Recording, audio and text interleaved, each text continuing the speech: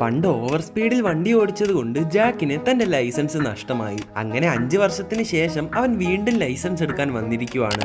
എന്നാൽ അവന്റെ ഇൻസ്ട്രക്ടറിന് ഇവനെ കൊണ്ട് സ്പീഡിൽ വണ്ടി ഓടിക്കാൻ സാധിക്കുമെന്ന് ഒരു വിശ്വാസവും ഉണ്ടായിരുന്നില്ല.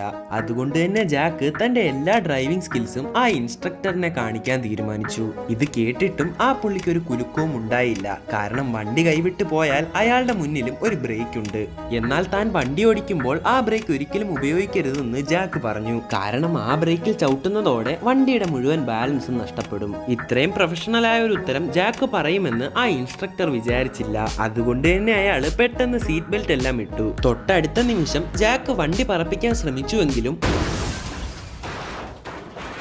അപ്പോൾ തന്നെ ജാക്കിന്റെ ടെസ്റ്റ് അയാൾ ക്യാൻസൽ ചെയ്തു. എന്നിരുന്നാലും അടുത്ത ദിവസം അവൻ വീണ്ടും വന്നു. തനിക്ക് ഒരവസരം കൂടി വേണമെന്ന് പറഞ്ഞ് ആ വണ്ടിക്ക് ചെലവായ പൈസ അവൻ നൽകി. അങ്ങനെ ജാക്കിന് അടുത്ത ചാൻസ് കൊടുത്തു. എന്നാൽ ഇത്തവണ വളരെ സ്പീഡിൽ തന്നെ അവൻ എല്ലാ ടാസ്കും പാസ്സായി. ശേഷം കൃത്യമായി കാറും പാർക്ക് ചെയ്ത് അവൻ ഇറങ്ങി വന്നു. സത്യത്തിൽ ജാക്ക് ഒരു വലിയ റേസർ ആയിരുന്നു. 5 വർഷത്തെ ഗ്യാപ്പിന് ശേഷം ഇനി വേണം അവന് വീണ്ടും മത്സരിക്കാൻ.